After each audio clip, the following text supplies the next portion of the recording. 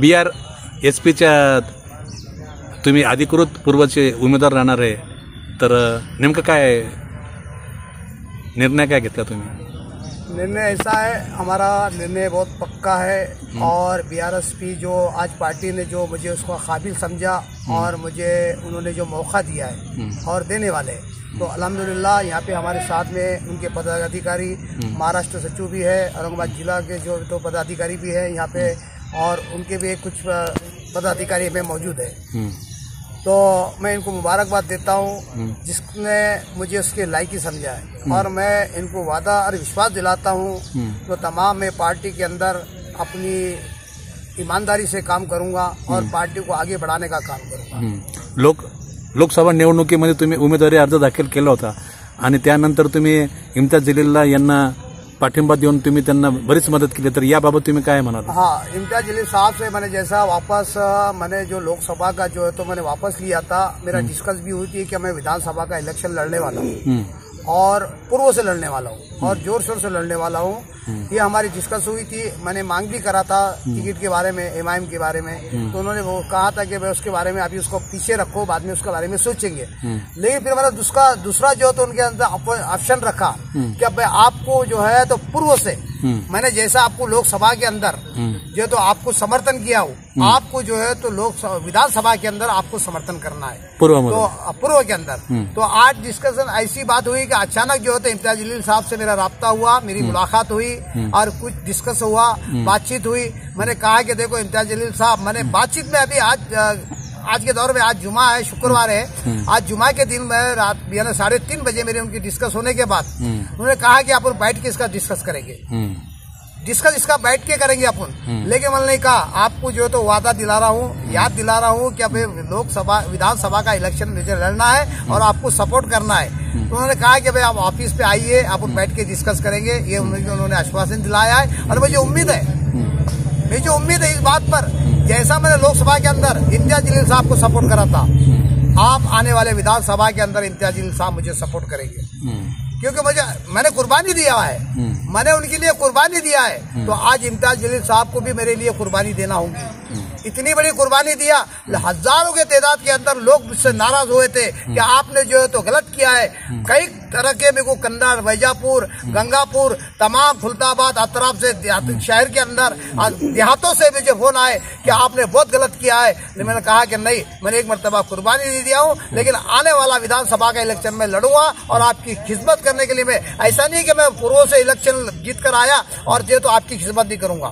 मैं वादा करता हूँ तमाम अतराफ के लोगों के, औरंगाबाद की जनता से, मैं अगर से पूर्व का भी आमदार बनता है और आपकी खिदमत देहात में पहुंच के मैं काम करूंगा। अब लोग पूछेंगे भाई आप तो पूर्व के आमदार है, आप खिदमत नहीं करेंगे, लेकिन मेरे पास पावर रहेगा, मैं सरकार के सामने आपकी बात रखूंगा, सरकार की हर इलाके की बात आपके सामने रखूंगा और आपका विकास करके बताऊंगा, क्योंकि मुझे हक है, अधिकार है मुझे एक आम जनता का, यानी एक नागरिक बन के मैं आपका सामने जो तो सरकार के सामने रखूंगा। आपके जो भी मसाइल रहेंगे, ऐसा नहीं कि मैं औरंगाबाद जिले के अंदर, तमाम जिले के अंदर नहीं, आज ये पार्टी जो तो महाराष्ट्र के अंदर चल रही है, पूरे महाराष्ट्र के अंदर, और हमारे हाईकमान ने इसकी निर्णय लिया है कि आप महाराष्ट्र के अंदर हम 150 सीट लड़ाने वाले हैं, और ये पक्का है 100%। हम पूरे महाराष्ट्र के अंदर 150 सीट डालने वाले हैं। एकूण किती मतांनी तुम्ही विजय व्हायला अशी अपेक्षा तुम्ही? देखो, हमको उम्मीद है कि आज हमारे काम पूरी जनता दिखती है, पूरा औरंगाबाद की नहीं, पूरे महाराष्ट्र के लोग हमारे काम को देखते हैं, हमारे तड़प को देखते हैं। इसलिए तो मैं पार्टी के अंदर प्रवेश किया हूँ। मैंने जो पार्टी के अंदर इनके काम देखा हूँ, इनकी ईमानदारी देखा हूँ, इनके धरने देखा हूँ, इन्होंने कई लोगों को हक दिलाया है, तो मुझे ऐसी पार्टी की तलाश थी। मुझे ऐसी पार्टी की तलाश थी कि जो गरीबों की हित में काम करती है और हर समाज को लेके चलती है। ऐसा नहीं कि चलो बौद्ध समाज को नहीं, हर समाज को, हिंदू समाज, हर जितनी भी समाज के लोगों को ये लेके चलती है। तो इसलिए मैंने इसके अंदर पार्टी के अंदर प्रवेश किया। मुझे ऐसी पार्टी की तलाश थी। पूर्व से आप विधानसभा आप लड़ेंगे, अगर आप आमदार बनते हैं तो जनता के कौन कौन से मसाइल को आप हल करेंगे? देखो, जनता की मैं वादा कर रहा हूँ आपकी मीडिया के माध्यम से, तमाम की हर, मेरे को रात में ऐसा नहीं है कि मेरा फोन बंद रहेगा कि भाई साहब यहाँ पे नहीं है, साहब जो है तो मीटिंग में है, साहब जो है तो प्रोग्राम में है, साहब आज नहीं मिल सकते, 2 दिन के बाद मिलते हैं। मैं वादा करता हूँ जनता से, आप 24 घंटे आपके लिए फोन खुला रहेगा, 24 घंटे आपकी जो भी समस्या रहेंगी, तमाम समस्या है। आज तो देखो, आज कई हजारों समस्या को लेकर जनता घूम रही है, हजारों समस्या है, तो वो पूरे समस्या का काम करने का मैं काम करूंगा। तुमचा मुख्य सामना कोणत्या पक्षासोबत होणार आहे? देखो, पक्ष को मुझे लाना भी नहीं यहाँ पे, कौन सा पक्ष है, मैं मेरी ताकत और मेरा काम, मेरी सोशल एक्टिविटी, मेरा सोशल वर्क, वो कौन सी पार्टी मेरे सामने है मुझे उसका सामने लाना भी नहीं है। कौन सी पार्टी, बीजेपी, शिवसेना, कांग्रेस या इमाम या कोई भी तजर पार्टी हो, मुझे लड़ना है तो मेरी खुद की ताकत पर लड़ना है, मेरे विकास पे लड़ना है, मेरी ईमानदारी पे लड़ना है।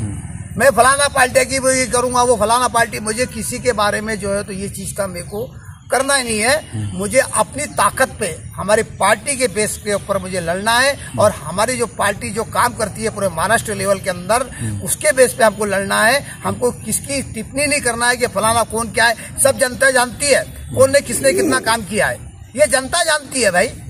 ऐसा नहीं कि चलो जनता से कोई छुपी वाली बात है, ये जनता ने पूरा देखा है कि कौन कितना काम करता है। जब हम कोई पद होने के न होने के बुनियाद पर भी हमने बड़े बड़े काम किए, बड़े बड़े काम किए। जब हालांकि मैं बिल्कुल एक सोशल वर्क था, एक सोशल वर्क होने के बाद में घाटी जैसे कई लोग, घाटी के अंदर आज भी देख लो आप, घाटी के अंदर लोगों को जो है तो दवाई नहीं मिलती थी, इंजेक्शन नहीं मिलता था, 2 रुपए की गोली लाने को भी जो है तो वहां के डॉक्टर भेजते थे। आज वहां पे हर चीज दवाखाने में मिल रही है। घाटी के अंदर आप देख लो, जायजा लो आप, और कई मीडिया ने भी मेरे बारे में कवर किया है। आज एक बात बताता हूं तुमको, आदर्श बैंक घोटाले का मसला आया सामने, आज सिर्फ आश्वासन मिला है। अजंता अर्बन बैंक का जो तो रिकॉर्ड खोल कर देख लो आप, 42,000 लोगों के जो तो खाते थे वहां पे, और कई मीडिया ने भी कवर किया है, कई मीडिया ने कवर किया है। मैंने 42,000 लोगों के खातेदार के पैसे वापस दिलाया, 400 करोड़ रुपए उनके खाते में वापस लाया। जब ने जद्दोजहद की मैंने और कुर्बानी दी मैंने, और वहां पे इतनी मेहनत की, यहाँ तक कि डायरेक्ट जो तो ऊपर अधिकारी से बात करता था मैं, अधिकारी से लेके फोन पे भी बात होती थी हमारी। मेरे लेटर गए, मेरे लेटर जाने के बाद जो है तो मैंने उनको जो है तो यहाँ पे जो है तो उनको न्याय दिलाने का काम किया। मैंने आधार कार्ड बनाया, 8 से 10,000 आधार कार्ड बगैर पैसों को बनाया। लाखों रुपए का जो है तो रोड का काम मैंने जेब से किया हूँ, मेरे अखराजात, मेरे खर्चे से जो है तो भीख मांग कर लाया हूँ, मेरे बच्चों से पैसे लिया हूँ, तमाम रिश्तेदारों से पैसे लाकर जो है तो मैंने रोडों के काम गरीबों के किया हूँ। तो तमाम मेरे कार्यकाल के अंदर मेरे हजारों काम है। जबकि कोई पद पर आ जाऊंगा मैं, तो जनता मेरे से वाकई में जो है तो सोचना है कि वाकई में ये पद, ताकत मिलने के बाद ये आदमी किस काम करता है। क्या लगता है आपको पिछले 10 सालों के अंदर शहर का विकास कैसा हुआ? क्योंकि 5 साल पहले आमदार थे, खासदार इम्तियाज जलील साहब, फिर उसके बाद खासदार बने, तो इनके कार्यकाल में काम कैसा रहा? और अब तुम अगर आमदार बनते हैं तो आप कैसा काम करेंगे? देखो, पहली बात तो मैंने पहले कहा कि मुझे किसी के बारे में टिप्पणी करना नहीं, किसने क्या किया ये जनता बेहतर जानती है। ये जनता के ये जनता की अदालत में मैं छोड़ता हूँ, ये जनता की अदालत फैसला करेगी, ये जनता फैसला करेगी। हम कौन होते पर मैंने उनके बारे में मैं टिप्पणी कर दूं तो लोग बोलेंगे आपने यानी भाई आप इलेक्शन में खड़े रह रहे, किसकी उसकी टिप्पणी करने को, किसी की टिप्पणी नहीं करना है। ये जनता ने बोलना, ये हमारे जैसे जो तो सियासतदार अगर से बोलते हैं तो लोगों के अंदर इसका गलत मैसेज जाता है। ये जनता बोलेगी, ये जनता बोलेंगे, ये जनता बोलेंगे, जनता, मैं बोल रहा हूँ आपको, और जनता जानती है। जनता के मुंह में जबान नहीं है। अरे चौरा पे आप बताओ, एक बात, एक मिसाल, छोटी सी मिसाल देता हूं मैं, एक छोटी सी मिसाल। डॉक्टर गफ्फार कादरी जो है तो महाराष्ट्र के कार्यकारी अध्यक्ष थे, मालूम है, पार्टी के अंदर उन्होंने ईमानदारी से काम किया, पार्टी को बढ़ाने का काम किया। और जो अंदरूनी राज थे, जो गुप्त राज थे, उन्होंने छुपा कर रखा है। आपकी मीडिया के माध्यम से बोल रहा है, जनता के अंदर बात भी जाना चाहिए। आप बोल रहे ना भाई कि फलाना आदमी क्या करना, फलाना आदमी क्या कर सकता है, फलाना आदमी क्या कर सकता है। आप बताओ, जब देवेंद्र फडणवीस से जो है तो डायरेक्ट फोन के ऊपर कंटिन्यू आप फोन पे बात करते हैं, कंटिन्यू आपका डिस्कस चलता है, तो इसके पीछे राज क्या है? इसके पीछे क्या राज है? ये डॉक्टर गफ्फार कादरी साहब ने ये खोला है। वो भी कार्यकारी अध्यक्ष, महाराष्ट्र के कार्यकारी अध्यक्ष थे, कुछ छोटे मोटे पदाधिकारी नहीं थे। हाँ, आज उनको पार्टी से जो तो बेदखल किया जा रहा है। और मैं भी डॉक्टर गफ्फार कादरी साहब, अगर से तुम्हारे सच्ची दिल में तुम्हारे ईमान था और मोहब्बत थी जनता से, तमाम जनता से, हिंदू मुस्लिम से। तो जब आपने इससे पहले जो है तो इनका राज को फाश करना चाहिए था, आपने उनका राज फाश करना चाहिए था। आपने पार्टी के अंदर रहकर जो है तो बात को दबाया, और आज पार्टी ने तुम्हारा बाइट किया तो आज जनता के सामने तुम बात ला रहे हो, ये गलत बात है। ये पहले लानी चाहिए था तुमको, अगर कौम से मोहब्बत थी तो।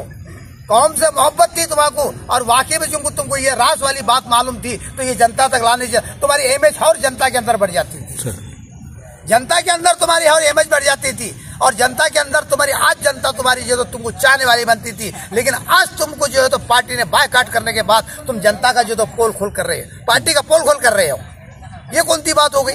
हा? तो असल मकसद था पहले करने का, जो आज तुम कर रहे हो। तो पब्लिक भी सोचेंगी डॉक्टर गफ्फार कादरी साहब, इतनी बड़ी राज की बात तुमको मालूम थी, इतना बड़ा तुम्हारा अंदर की जो अंदरूनी जो बात थी, आज जो है तो देवेंद्र फडणवीस से इनके अंदरूनी क्या बात चलती थी, तुम खोल के बोलो, खोल कर बोलो। बाकी में आज भी जनता तुम्हारी इज्जत करेगी, आज खोल कर। बीआरएसपी के कौन कौन से मुद्दे पे लड़ने वाले? देखो, बीआरएसपी का जो आज